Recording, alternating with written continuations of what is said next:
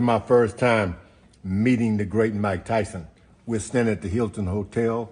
I think it may have been for a boxing match or some kind of presentation.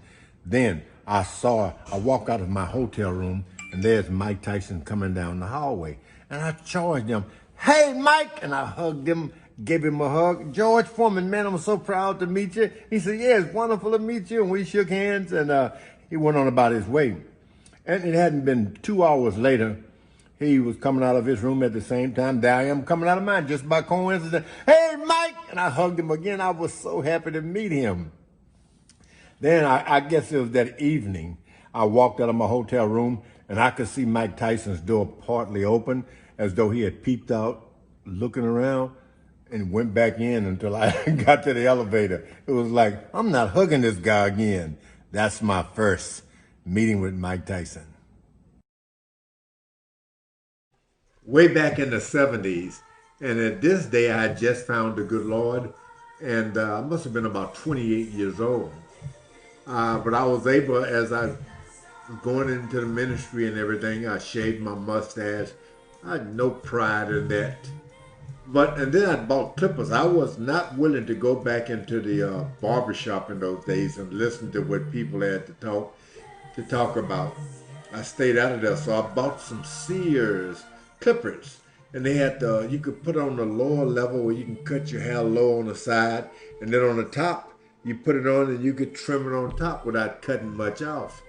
And I did that for a while, but one day while not paying much attention, I was cutting my hair and a big S went in my head. And I didn't know that the clippers had, the little separators had fallen off. And I looked in the mirror, I tried everything I could to shape it right, but it looked like something had happened to me. So I got the clippers and cut every drop of hair off my head just to make it even. And I said to myself, I was living in Marshall, Texas alone.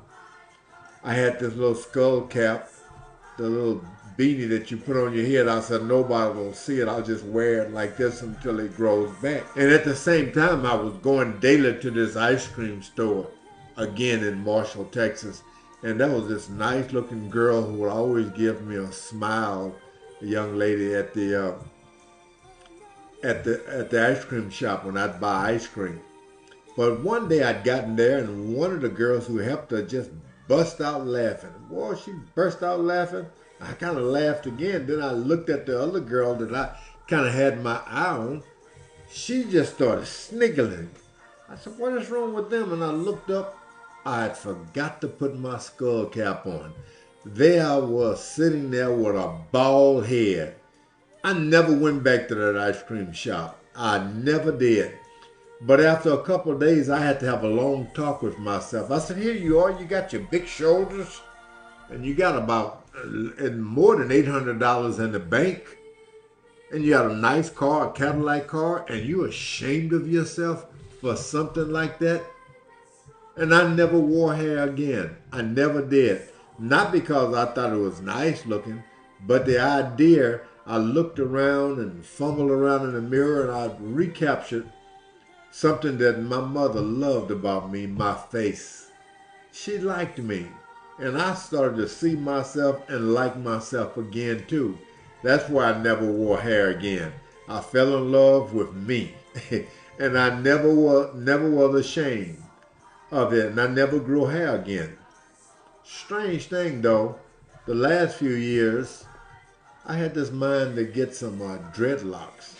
And I thought, maybe I'll buy a wig because the little bird started stealing more of my hair. And just a message to everyone, like yourself. Something goes wrong with you, always like yourself. If you like yourself, others will look at you and say, you know, I like her as much too. I still like him. Thank you. This is George Foreman. Hello, my fellow HMTV viewers. I'm here to inform you that George Foreman, the two-time heavyweight boxing champion and Olympic gold medalist, died at 76, his family confirmed. Nicknamed Big George, Foreman built a legendary career spanning decades, winning the world heavyweight title twice 21 years apart. His second triumph at age 45 made him the oldest champion in history. Born on January 10, 1949, in Marshall, Texas, He grew up in a poor neighborhood and faced a tough childhood. His father abandoned the family when George was young, and his mother, who worked multiple jobs, struggled to support him and his siblings. Foreman was often involved in trouble and had a rebellious streak as a teenager, even dropping out of high school. At 15, Foreman was introduced to boxing through a program called the Job Corps, which helped troubled youths. Initially, he wasn't interested in the sport, but under the guidance of trainer Doc Broaddus, he quickly developed his skills and found a passion for boxing. Foreman turned professional in 1969 after winning a gold medal in the heavyweight boxing category at the 1968 Summer Olympics in Mexico City. This victory set the stage for his future career in boxing, which would later make him a two-time world heavyweight champion. George Foreman turned pro in 1969 and became heavyweight champion in 1973 by defeating Joe Frazier. His most famous fight was against Muhammad Ali in 1974, where he lost in the Rumble in the Jungle. After retiring in 1977, he made a successful comeback in 1987. In 1994, at 45, he regained the heavyweight title by defeating Michael Moorer, becoming the oldest heavyweight champion in history. Foreman retired in 1997 with a record of 76-5. Post-boxing, he became a successful entrepreneur, most notably with the George Foreman Grill. He was inducted into the Boxing Hall of Fame in 2003. George Foreman has been married twice and has a large family.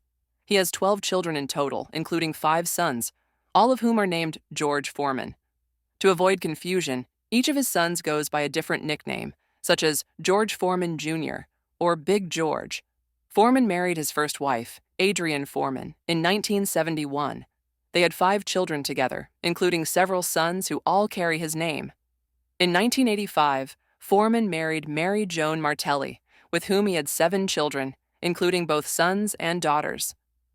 Despite his large family, Foreman has often spoken about the importance of his faith and family, and he has been known to be very involved in their lives. His children have pursued various paths, with some involved in sports, business, and entertainment. May his soul rest in eternal peace.